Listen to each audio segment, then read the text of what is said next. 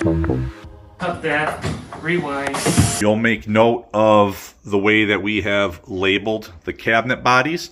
So when we took the doors off, and we have a associated sticker with each door, because we're working with two different colors, we're using, this is unit number 8, which is going to be white. Down here, you'll see we incorporated G's because it's going to be green down here. So it allows us to be very organized, make sure that we're not painting one of the doors at the shop the wrong color. So the guys created that numbering system. We are just putting the hardware back right to where it goes. These hinges are universal, so all of the hinges are essentially the same. The reason why we like to put them back right where they're going is because these are particularly not very adjustable. So in the event that there has been any sort of sagging or anything like that, we want to make sure that when we reassemble these cabinets, we are putting the same exact door back in the same spot using the exact same hardware, so we have not created any problems or operational issues because of the way that a hinge has set over time. It's the same thing if you do have adjustable hinges. Keep in mind they may have been adjusted in the past, and you don't want to have to do a bunch of readjusting when you rehang doors. So we have started the process inside the house with getting this kitchen set up for us to work on the cabinet body.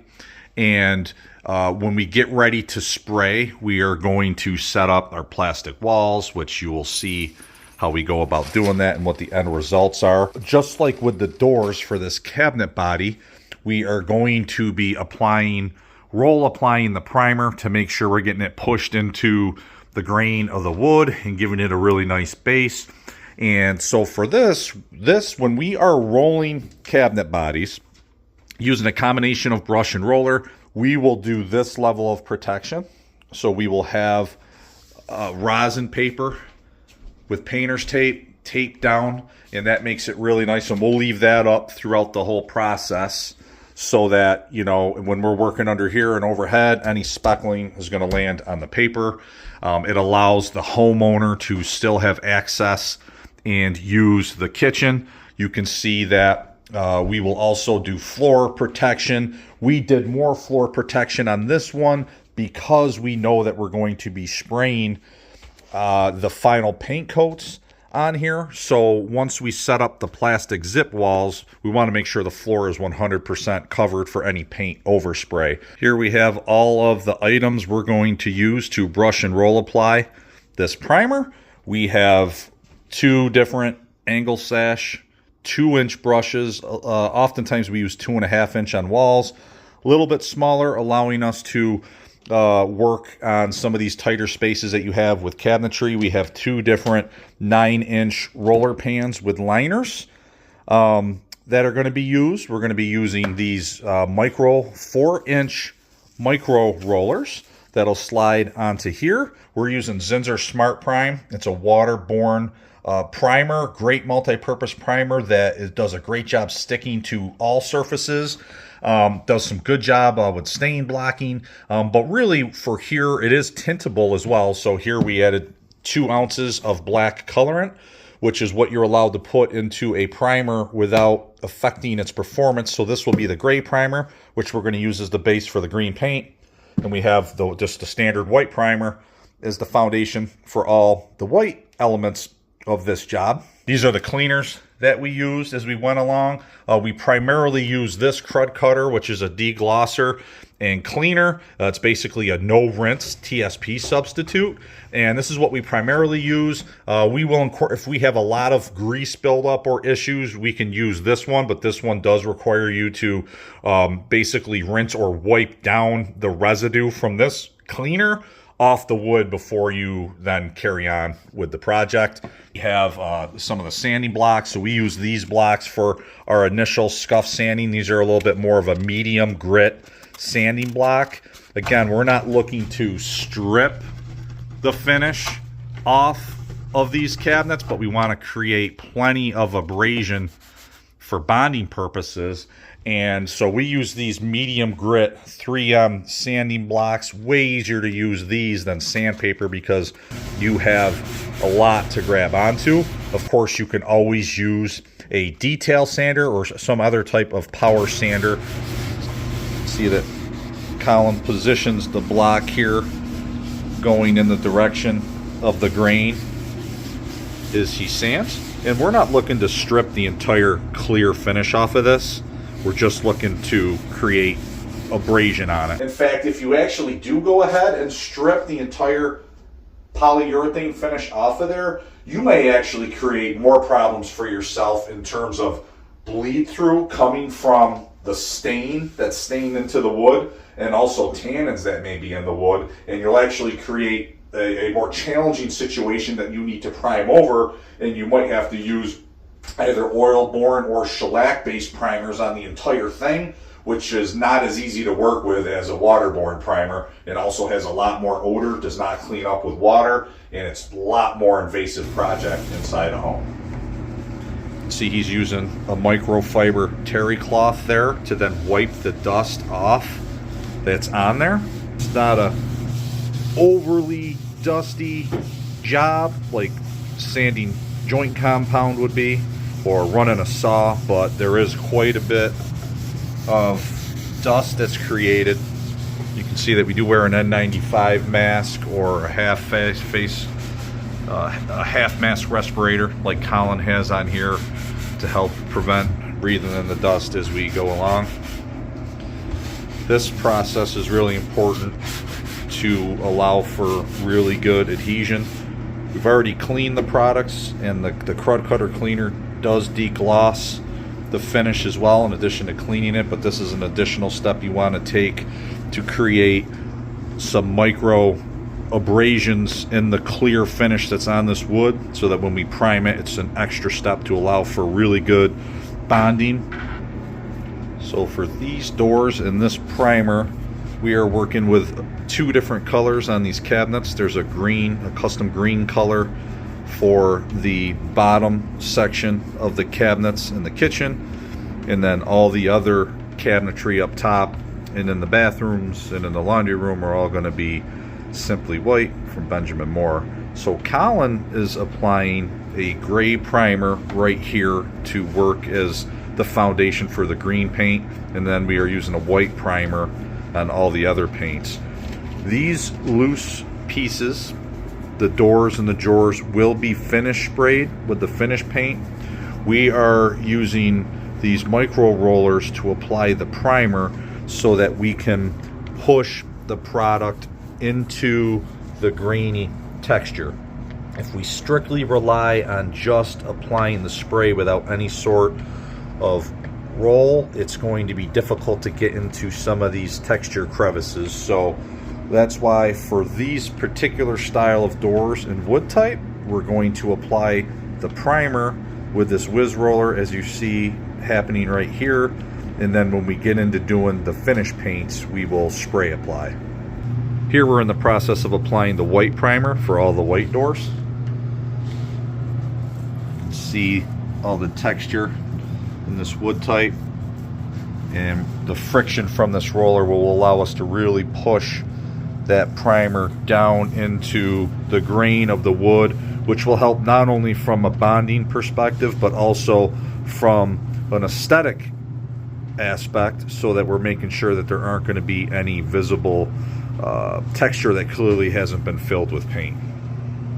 You can see how effective these whiz rollers are, allow him to get into all these nooks and crannies. 3/8 inch thick nap, so it's not putting on the material too thick or with too much stippling or application texture.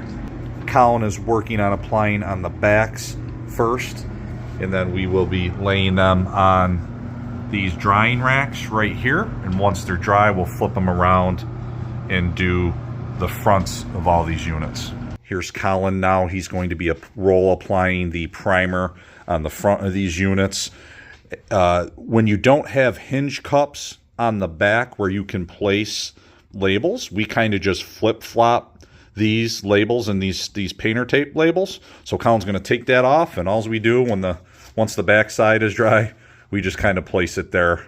You can see Colin working through with the whiz roller, really getting the product, the primer, pushed into these open grains. And you can see how he manipulates the edge to get into those little tight sections. When we spray these doors, you can see that you can't really even see in there. They're basically dark shadow lines because of the depth. So when we spray, if there is any residual that hasn't been covered by the micro roller, then the sprayer is going to get that. Rolling on the primer first, we can just feel really good that we got really nice bonding material and hide and all these little pits and grains, and it just makes a really nice bed for us to then spray over the top with 2 finished coats of paint. We got these units are drying away on our racks. We've been doing one side at a time. There are alternate racks that will allow you to hang these doors vertically so that you could conceivably do both sides at the same time. Particularly when you're strictly spraying everything. Paint Line offers that as well, but this one you'd obviously would need to do one side at a time and make sure it's dry before you flip it. All right, we're going to work on getting this lower section of the cabinet body primed with the gray primer. This is where we'll be spraying on the green paint later on the base cabinets. So we're going to have you kind of watch as I get this primed. I have my 2-inch angle sash brush. The angle, and you're going to see how I utilize that tip and that angle to help me get into tight spaces. Then I have my 4-inch whiz roller and my 9-inch wide roller pan with plastic liner so that when I'm done with this, I can kind of throw that out and not have to worry about cleaning that out. We have, basically the cabinet body, as you know, all the doors and most of the drawer faces have been removed and are being worked on at our shop as we speak. The dummy drawer faces we did not take off, depending on how they were installed. There is not a drawer behind here. Of course, the sink is behind that, and we have some other dummy drawers on the other side of the island, but sometimes these can be easily removed with clips. These would be a lot more challenging to get off, and we don't want to risk potential for damage. We're going to show you how we kind of work around that and brush and roll paint that in place for any of you watching that are planning on tackling your entire cabinet project with a brush and a roller. So this is a 3/8 inch whiz nap. Okay, you don't really want to be thicker than that. When you're roll applying on here, you want 3/8 inch is really the perfect compromise to be able to hold enough paint and hold a lot of paint at one time without being too thick. All right, so when we attack this here, we want to be kind of strategic to make sure we got to use our brush to get into some of these tight spaces and some of these corners and kind of along where we have the dishwasher here. We do have the tape, the frog painter's tape here helping us out. We got a little bit of a gap to work with, but I don't really want to just crash the roller right into that edge. So we're gonna set a little bit of an edge on that with our brush. We're gonna work around into some of these deep pockets with the brush, and you got to work diligently and quickly and strategically so that we can quickly follow it up with a roller and make sure that we don't have any hard edges that are drying as we work through. So I'm just going to dip this brush in. A lot of times I'll kind of dip it in. I'll tap it on this just to get a little bit off. And I'm going to start, first and foremost, why don't we cut in this lip? And we can kind of roll this edge here, but I'm just going to cut in these corners so we don't have to worry about jamming the roller in there. We'll just kind of cut that in, cut in the edges like that. The rest of it can be rolled. We're going to roll out this. So I'm kind of going like this, using the angle and kind of fanning it a little bit and making sure that I can really wedge the paint in there. I can always offload a little bit of paint if I feel like I got too much on my brush And then I'm going to kind of, see how I'm using my little bristle tip? The tip, I got it at about a 45-degree angle so that I can see my sight lines. I don't want to be like this. I don't want to be like that. Now I got my sight lines. I can work through. I'm not going to really be able to get the roller in here. So kind of pull that through. The rest of this I could roll, but I'm just gonna walk this line here so that I can be, I guess, have a little bit more flexibility with my roller when I roll out this rail here. Do that. All right, the rest of this can really be, these can kind of be rolled, but we want to get into these pockets. So I'm going to walk this line here, crash that edge. We're going to come over here, make sure we're getting in there nice and good. Kind of wrap around this lip. Now we're cutting to the countertop here. We have, I know it's kind of hard to see with the lighting, and I got the light coming in from the window, so it's kind of blinding a little bit, but we've actually wrapped the tape around because we're going to be spraying this lower body. We don't want to be blowing up the bottom of the, the countertop with the spray. If you're just brushing, you can probably cut that in and don't necessarily have to wrap the tape all the way around in here, but we've done it, so it makes it really easy. I mean, I can just kind of crash into that. Go like this, make sure I'm getting into that pit, walk it back here, okay? And then kind of come down here. Again, we can kind of get the roller in there, but we're just going to we'll do this for now, and then we'll come back to this side. We want to now we want to get right into the roller. I'm going to take it right up here. I'm going to roll out that brush layout I did, and then I'm just going to dunk my roller. I don't want it sopping wet. I don't want to stick it deep down in. I just want to pull a little bit with the roller. It's about all I need. That's going to go really far, and I like to just let's just offload a lot of that. Get it in the middle, offload it. We can pull a little bit down here. Okay, and now I can see how I'm kind of lifting the roller up. I can get around these angles here. Roll that. And just, you see how I'm kind of manipulating either side. I mean, I could flip it around here, so I don't have to worry about the metal handle hitting the countertop. But there you go. I'm kind of, and boom, we got really good, uniformity. You can see it's a high quality nap. There's not a lot of application texture. A little bit, but this is going to get scuff sanded. Then we're going to spray over the top of that with our fine finish tip. But what you just want to make sure you're working diligently and you're working out any of these brush marks here. That's pretty minor. You could try to do that, but like in here, you could kind of take the roller and just kind of go like back and forth, and that'll kind of remove any of the brush texture and kind of leave you with consistent application texture. When it comes to these lips, it's best to kind of do these lips first. I'm gonna do this halfway, and then watch what happens. And you notice I haven't dunked it again because this thing's loaded up while I'm working on very tight lips. I'm gonna do that, and what you want to do, you just want to make sure that if you do this first and then you do this, you want to make sure, so you just get a little bit of overspill, and you just want to make sure that you face that back off. But if you do these first, then it kind of all happens at the same time when we walk that down.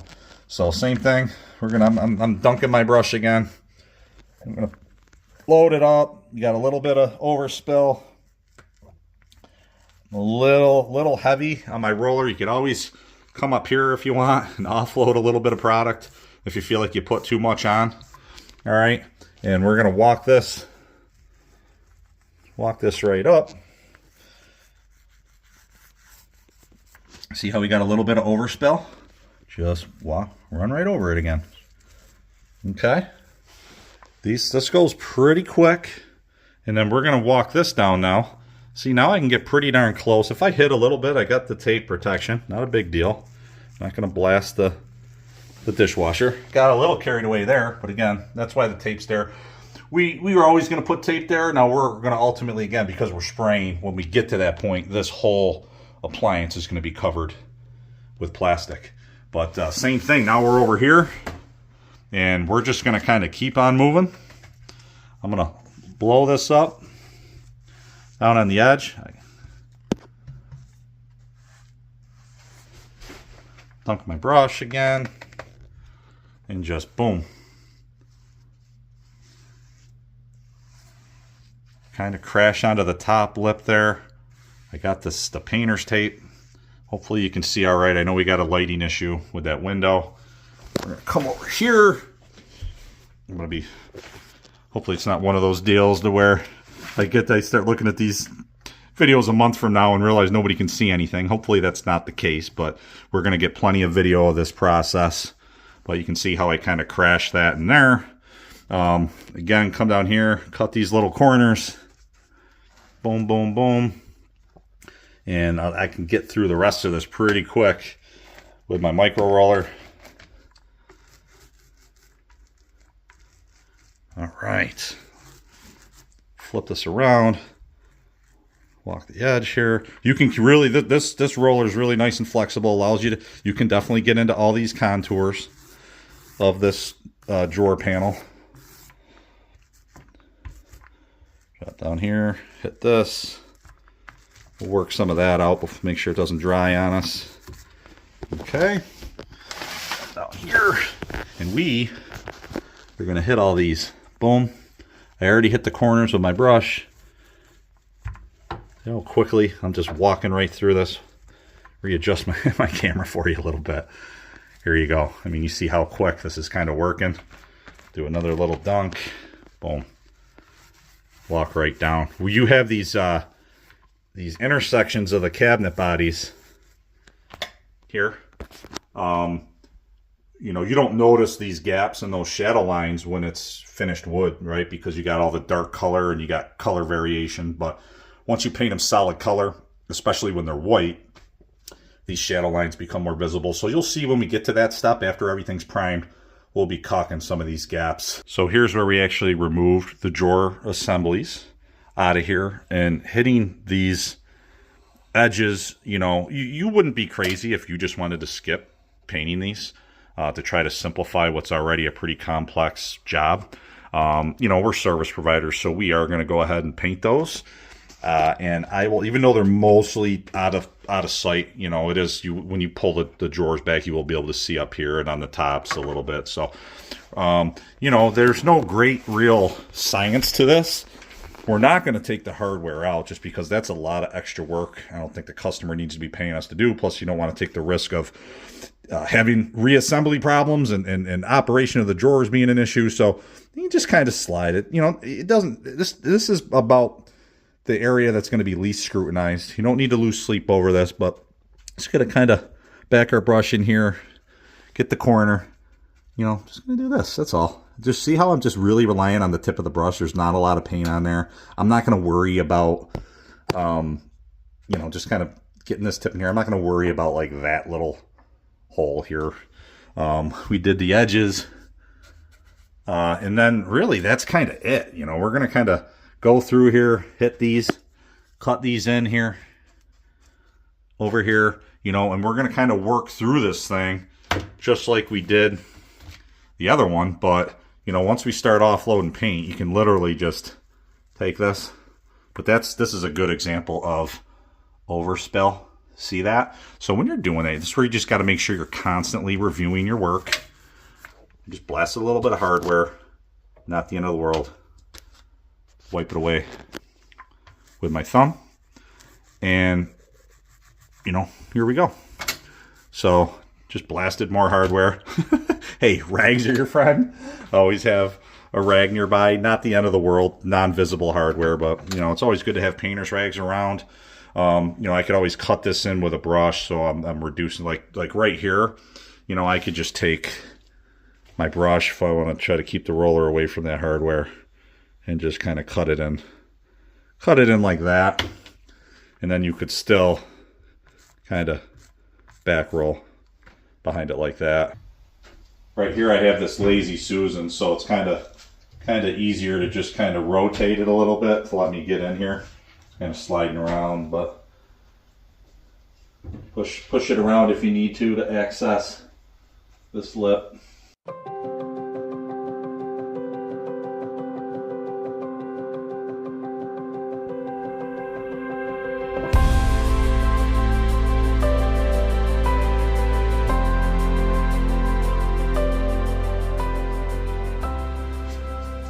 all I'm doing there is just offloading. Got a little more paint on there than I need working in these tight spaces, so just offloaded it there, and I'm going to come back over and roll over the top of that. Make sure that there's not any heavy brush texture there, but I got, you know, decent amount of working time to make sure I get back over there and roll over the top of that. You wouldn't want to walk away and go have lunch or something and leave that there, because it'll definitely dry, and once that dry texture's on there without using some really heavy abrasive sanding, it's hard to get that out. So I'm going to just cut this little line here again, so I got some room for error with the roller brushing up against that roller hardware.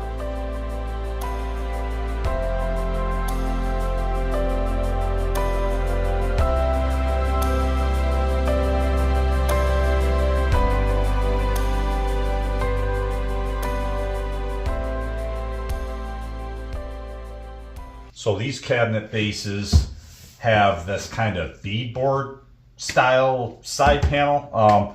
Not overly common for kitchen cabinets, but no problem if it's there. We can pretty much roll this whole thing.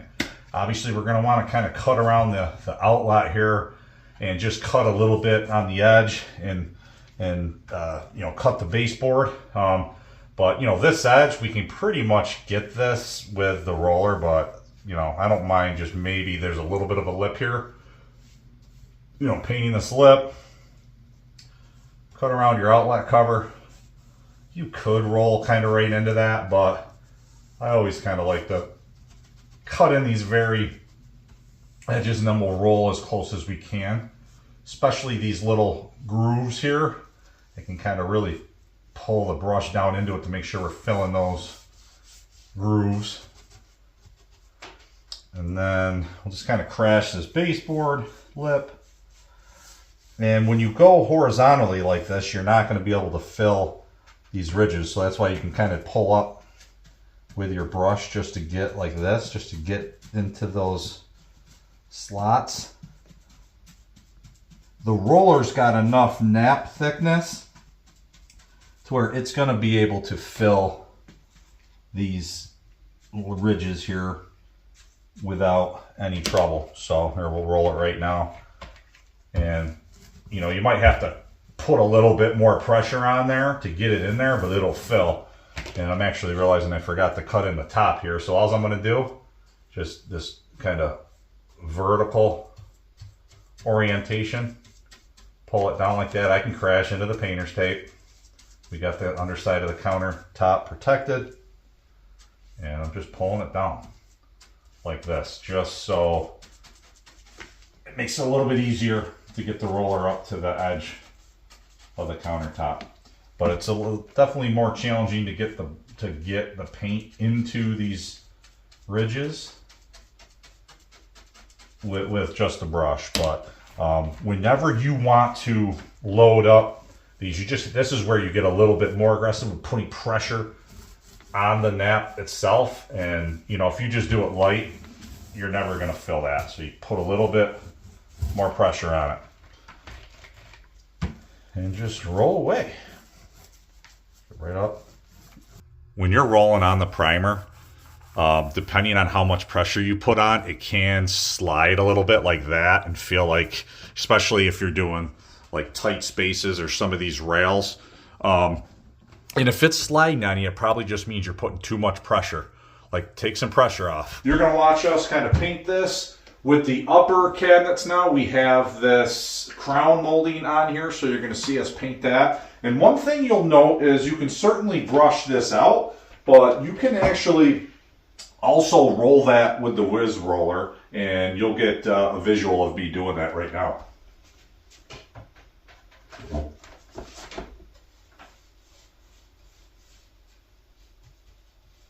Even if you are going to roll it, I would still recommend kind of cutting in this bottom lip and making sure we're getting that edge there. And again, you could continue on just brushing it out like that. And if you're going to do that, just make sure, if you got a lot of back and forth, just kind of finish long with it to work out the brush texture. But, you know, you can also cover everything. You know, it'll put impressions in the nap, but once you roll it somewhere flat, that'll work right out. You can also roll right over that. It's got enough nap thickness, even that 3/8 of an inch to fit into these contours. You can go the long way. You might have to do a little bit of manipulation to get into the contours. You can also finish horizontally. I'm sorry, that's vertical. Finish vertical that way. And so, you know, you can kind of roll it out like that.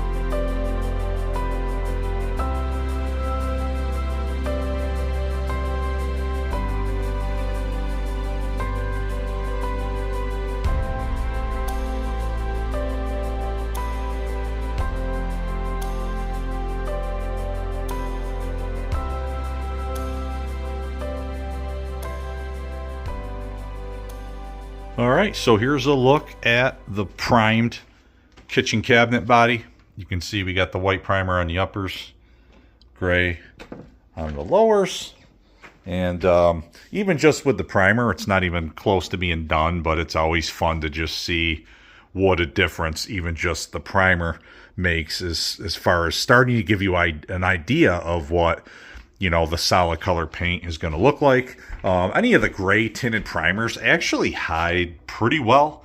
A little bit of transparency, of course, being a primer, but fairly solid color as a foundation for the green paint. You will find that the white primers, particularly when they are brush and roll applied, like we did here, will be particularly transparent. And that's not anything to be concerned about or taken back by. It's obviously the closer you get to it, the less attractive it gets. But this is, we got plenty of the product on there. It is coated and sealed. It's providing really good bonding power. It's just because it's a white primer and we got a dark stained wood underneath, it just doesn't hide very well. So in this case, with us spraying the finish paint over the top, 2 spray coats, it's going to hide very well and it's going to look great. Whenever you are roll applying the cabinet body all the way through with the finish paints, you are definitely going to want to anticipate 3 coats of the actual paint. So it's 4 total coats. Here is Colin doing a scuff sand of the primer coat before we get into spraying these units. He is using a fine sanding pad. A little bit less bite to it than the blocks we were using on the initial scuff sand before primer. So you're not looking to pull off any of the finish, just create a little bit of abrasion to further help with the bond of the paint. He's using a microfiber cloth here to pull some of the, you know, all that sanding dust off of it to make sure that that's out of there. And then he'll go ahead and, you know, flip the piece around and do the back. You can see how he continues to manage the label there, side to side. And you can see how softly and quickly he's kind of passing through when he does this scuff sand. Here is Colin getting his sprayer assembly set up. He has thoroughly stirred the paint and put it into the reservoir. This is the Graco Quick Shot unit. We have used this quite a bit, so you can see it's been through some battles, so you can't really see a lot of the branding, but it is a battery-operated unit. Very portable, but also a very robust sprayer. Not necessarily something you would want to spray an entire exterior home with because of the amount of paint that it contains and just the size of it. Colin is going to be using a Graco fine finish tip. You can see that he's chosen to go with the 210 tip, which has a 20-degree wide fan on it. And this is a little bit of an atypical style cabinet door with all the slats. Oftentimes he will elect to do maybe a 310 or a 308, right, Colin? When we have typical panel style doors, which are very common for us, but with the smaller degree fan, we're thinking it's going to be easier for Colin to spray apply all these slats and get into the grooves. So That's what we're going to roll with. High quality, fine finish tip. Colin, here he is, slotting the tip right in there and turning it. Nice clean tip. We bought 3 gallons.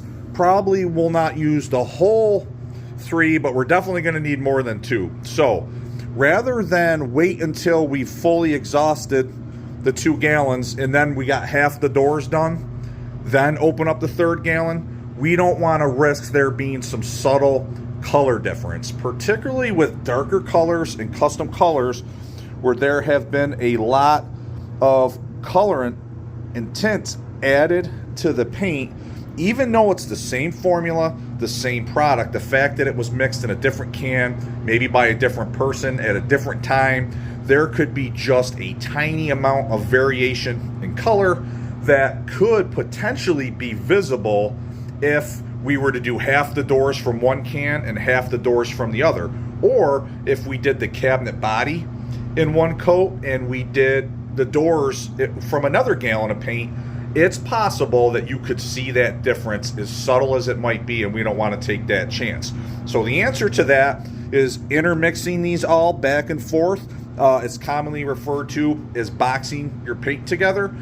Something that could come up during the course of your project is something called tannin bleed or stain bleeding, and we got a real subtle minor case of it here, but you can see a little bit of bleed through coming through the finish of the paint.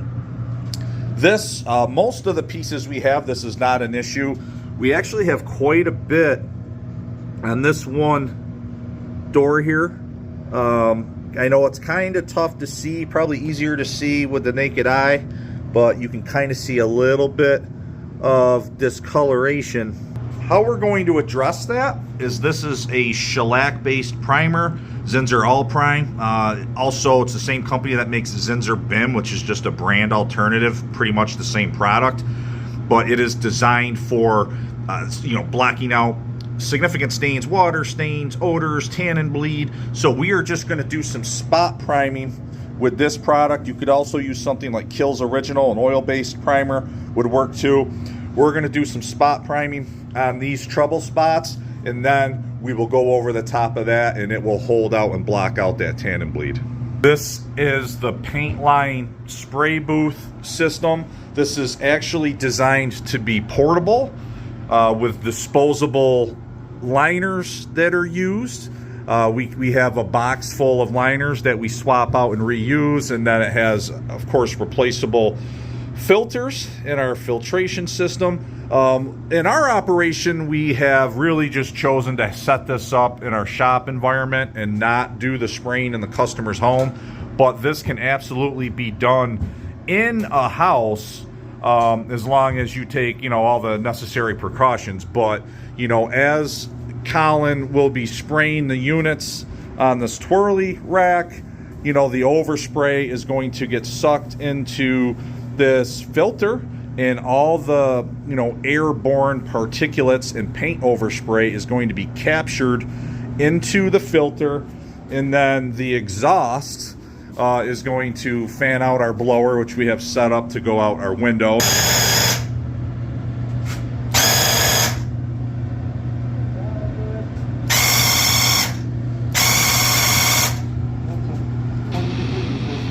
Perfect.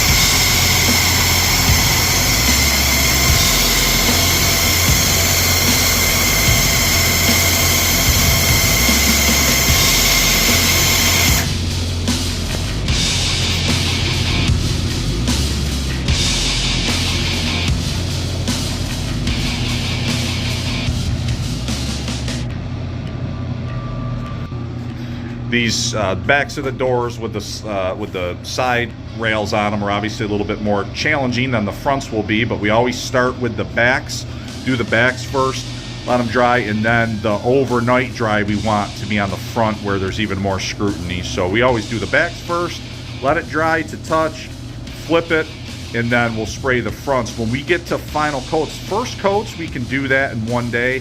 When we get to the final coat, we like to do the backs one day, let it overnight dry before we flip it, and then we'll do the fronts the final day, and then let it dry. And we like to have these pieces dry on the rack for over the weekend, typically for a few days before we handle them to the point that we're going to reassemble them and reattach them to the cabinet body.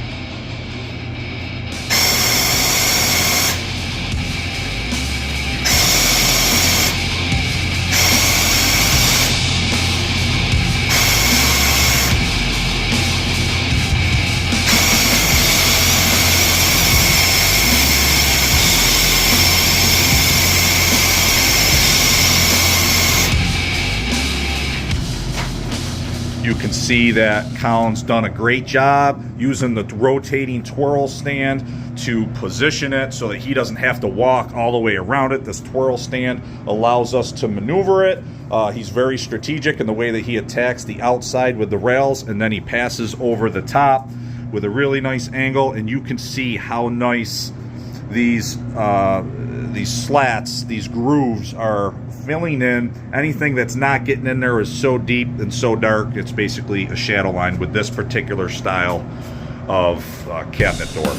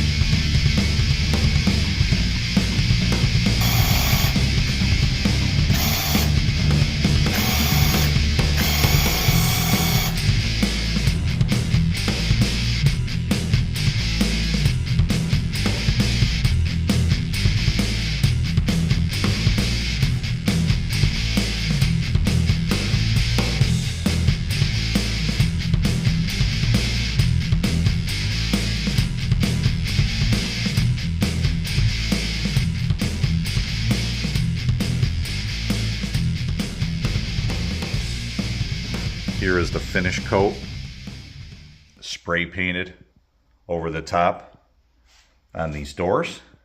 So we roll applied the primer to push the product into the grain and then sprayed over the top, and you can just see it's absolutely gorgeous finish quality. But you also have to understand that you will still see that grain, which is not a bad thing. I love how that looks, but you need to understand from an expectation standpoint that you'll still see that. And if you didn't want that, that needs to be something you need to consider. There are ways to fill that, but it adds a lot of time and cost to the project. Here we got our All Pro caulk gun, and we are using the 1050 Quick Dry 55-year caulk from Sherwin-Williams. Paintable in 20 minutes or immediately when you're spraying. Really high quality stuff. You want to cut these tips roughly a 45-degree angle, and you don't want to cut them too big and too wide, like if you were maybe doing some exterior work. In here with this type of high detail caulking work and the small gaps that we're trying to fill, you don't want your cut line or your opening to be too big. So we're going to go here. I'm going to try to get this done. I don't have anybody helping me with the camera, but I'm just going to kind of one-hand this and, just want to get a little bit in there. Slide it along. And again, we're going to get a little bit of this on the wall once we finger tool it, but that's why we're not repainting all these walls, which, might be pretty common during a kitchen cabinet project. But what we do have the paint for when this was done. So if we need to cut these lines down, or if we need to recut this line, that's not going to be a problem. So now you can go ahead and finger tool. And I'm not going to put on gloves because I'm operating this camera, but you definitely not a bad idea to go ahead and, you know, wear a pair of tight-fitting gloves to keep the caulk off your hands. So you can see I'm just kind of doing an initial finger tool, and just kind of making sure it's nice and tight. I have on my shoulder a nice damp rag. It's not sopping wet. It's just nice and subtly damp. I can, for a couple of reasons. One, we can use it to finish our tooling work, and also just to kind of keep our hands relatively clean as we go. That's a pretty good first pass. You can see here, we got a little bit. We might just want to maybe reapply just a little bit where we didn't have quite enough. Just kind of do this. And then kind of go through, and now and there again we'll kind of finger tool that area. I don't know why I'm using my middle finger. That's not a subliminal message. I don't know why I did that, but I use kind of all my fingers when I'm going. And you can see, even just with the finger tool, that's a pretty darn nice looking thing. Here's what you got to be careful of. Like, you might come across, because this primer is still not fully cured, you know, you need a good 7 to 10, even 10 days, even 2 weeks. You know, this will be a little bit more sensitive. So that's probably like one of my nails actually, you know, lopped a little bit of primer off, but that's so minor. Like, don't lose sleep over that. But you do need to be cognizant of, you know, how you're impacting the primer as you go. Now this underside, because we have this kind of beadboard style panel, this underside will be a little trickier, but you know, we can just kind of run this right under here. Nice, relatively thin bead. Come through, and just nice little finger tool. You got, sorry guys with my camera work here, nice little finger tool all the way across. And then you can always just take a kind of this damp rag and just kind of make sure that we got a nice finish there. So here's this tiny little gap here. You can see how subtly I am putting on this caulk, taking my time with the application, walk it all the way down, and then I'm just going to come in here, really kind of, you know, finger tool this with my thumb. You might have a couple misses in here. You can see how gentle I am bringing it down. Again, I want to be careful with the uncured primer, but we have a little bit of some gaps here where we didn't have quite enough. And let's just load a little bit on there. You can put it on a little sloppy when you get into that. Do a little bit up here, and then we will just kind of come back, finger tool that, finger tool this again. If we get a little bit of heavy, this is where your damp rag can come into play. And just kind of gently wipe some of that excess off. One thing you got to understand about caulk is it is not sandable. Want to just get you a close-up of this side angle here. If you just, like I just finger tooled that, this would be an example of overspill on caulk, which right now it's not super noticeable, but you get little things like that. This is where you just want to make sure after you finger tool, like that's where, hey, just a little light wipe, flatten out some of this right here. Very soft, gentle with the rag, flatten that out. Again, you're not going to want to have to deal with that after it's dried.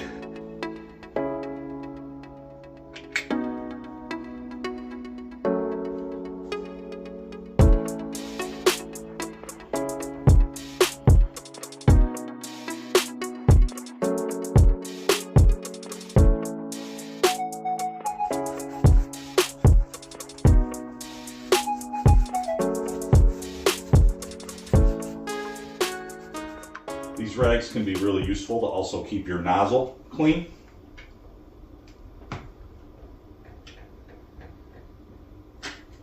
These miter joints are very well done with the prior carpentry work, very tight, impressive, honestly.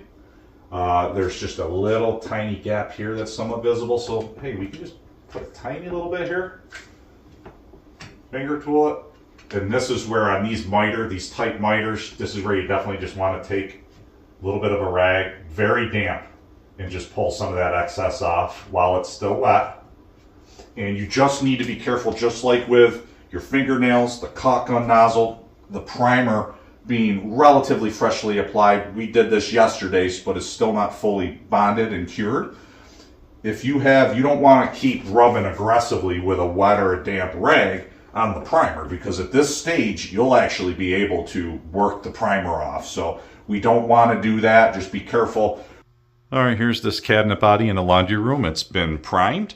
And this Zinsser Smart Primer can be coated over within 1 hour, dry to touch in about 20 minutes, can be coated in as soon as 1 hour. Typically during the execution of these projects, typically we're not coating it until the next day, just because we got so much going on that, you know, we really don't even have time to get to the paint on it. But if you have a very small project or have a lot of people working on it, it is possible to put a coat of paint on top of the primer in the same day.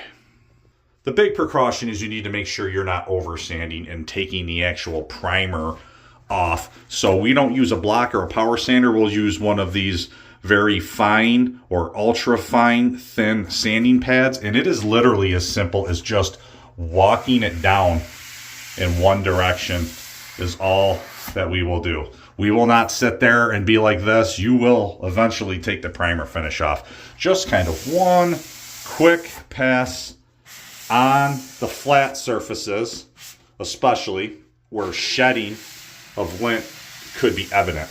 You need to be very careful and not sand on these corners or over sand where contours are, because where you have the pointed edges, it's just primed for the primer to just be sanded right off. So you just want to do some very light pressure where there is potential for lint shedding on the flat surfaces.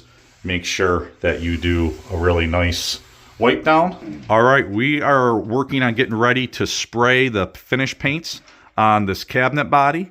We have a lot of the protection is underway, and we're going to continue that process as we move forward. We're going to set up our Vevor 800 air scrubber and vent it out the window to help with collecting the overspray and the VOCs to make it even more comfortable for Colin as he sprays the cabinetry.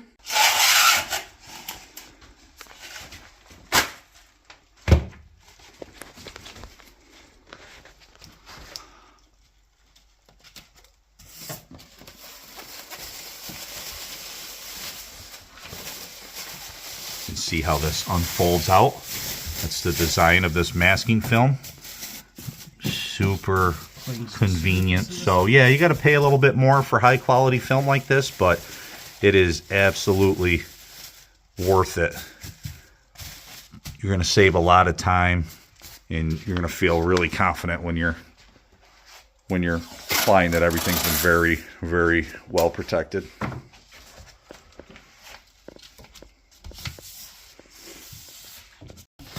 If you have a little section that might have either had a tear in it or a pull, or you didn't quite cut it right, and you just go over that little section with tape again. You can see how he's tucking the film underneath, and now he's just going to seal off this final edge.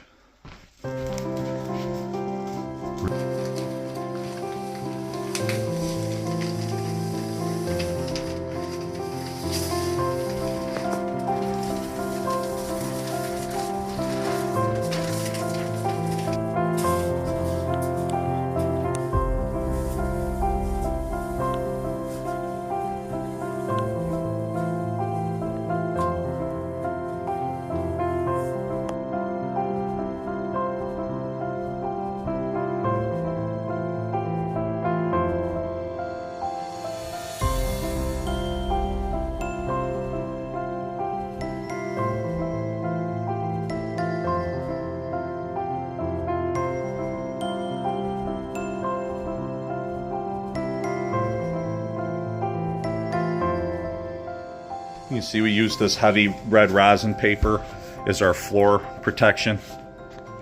We've been incorporating the delicate surface yellow tape. We want to make sure that we're using as gentle of painter's tape as possible on these hardwood finished floors.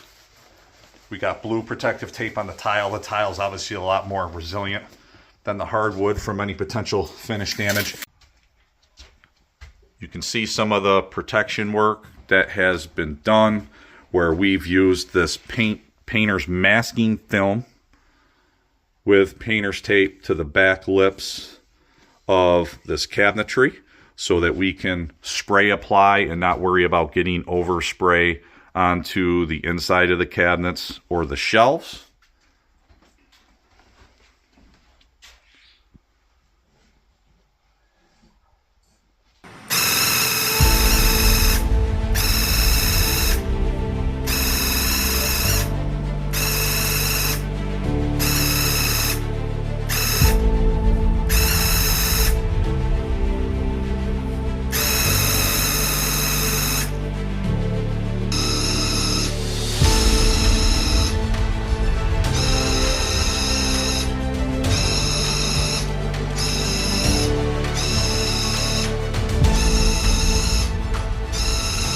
Lower units are in process drying. You can see a little bit of drying going on, still a little bit wet, but you can see how nice this finish quality is. Here's the B-board. This is 2 coats of finish paint has now been sprayed over the top with a primer that we brush and rolled.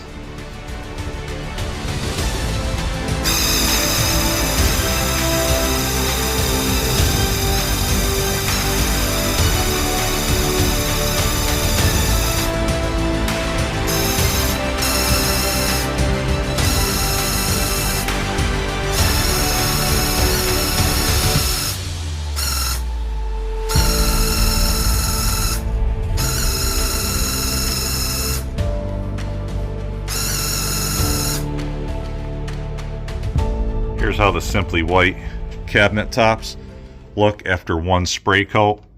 Pretty darn good. We're still going to put a 2nd coat just to eliminate any little bit of transparency that there might be and to kind of build up the mill thickness and the durability and the washability.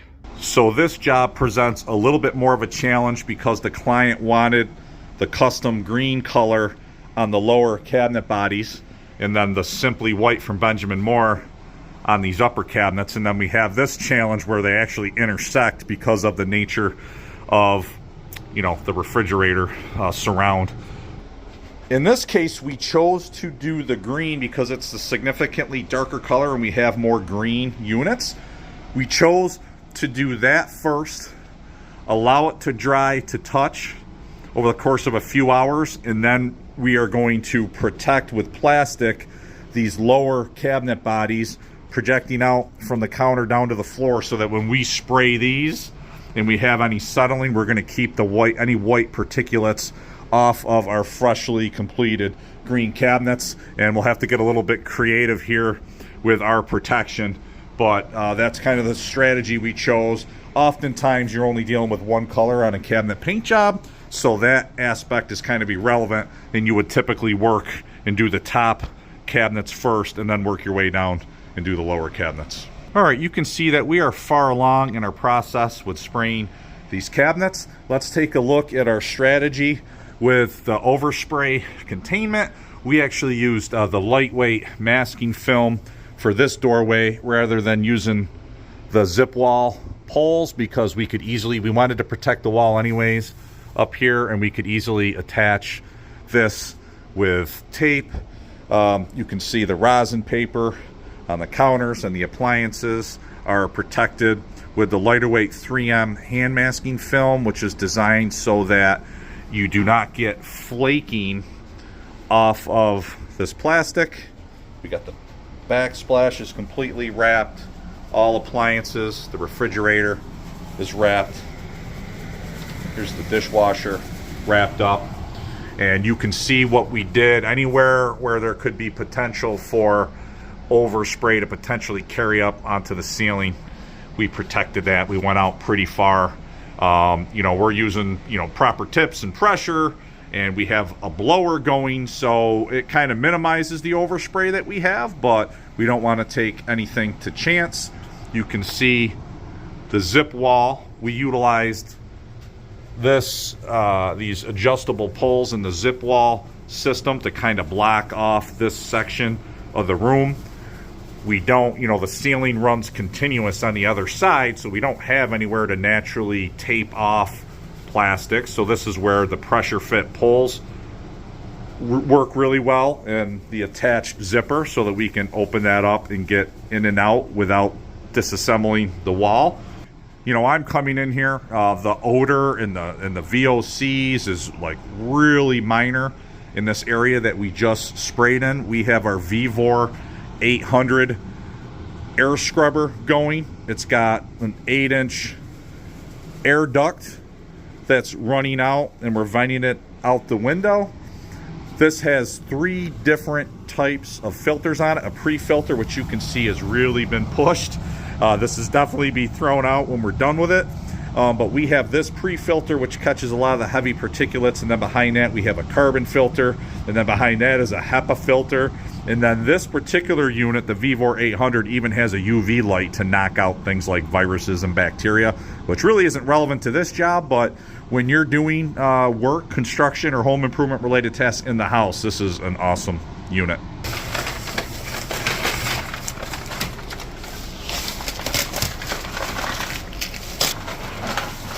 I think I'm gonna make a 5-minute video of you guys struggling with pulling protection off. To put it to clown music in the background.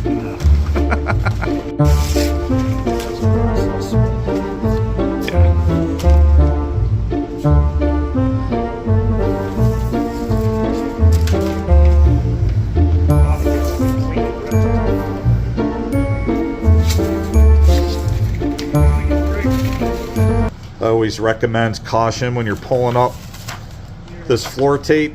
Again, very low risk here because these floors are in good condition and we're using delicate surface frog tape.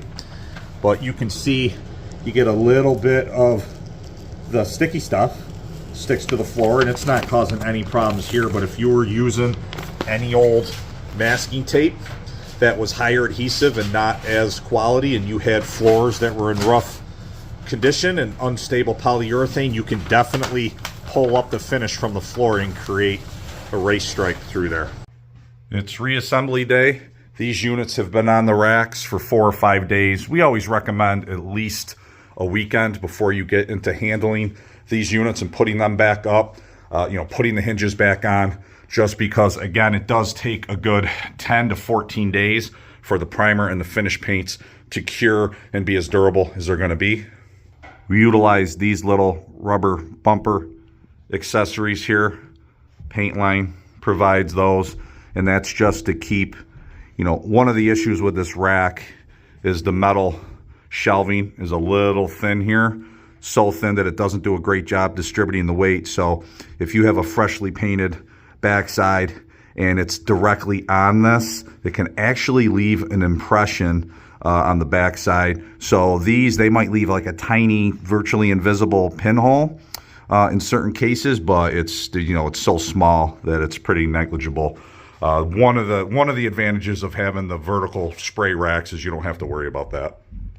If you're transporting units as a contractor, it's important to load them up into your vehicle, protect them, and then get them assembled the same day. You don't want to leave them on a pile stacked in protective paper for a week while they're still not 100% cured. You could potentially damage the finish before it's fully cured if you don't get them reassembled right away. We're layering the pieces. We use shipping foam in between these units. I'd recommend staying away from bubble wrap, because if you haven't left at least a few days, you could even get impressions from the bubble wrap.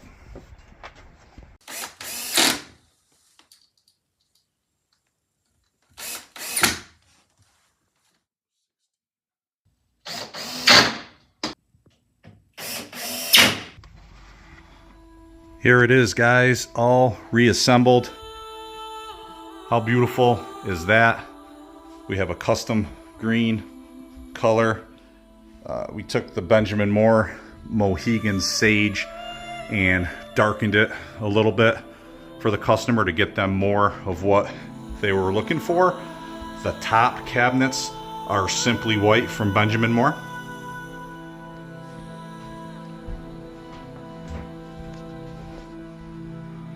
Just a really nice contrast. Beautiful. See, we got some really nice finish quality.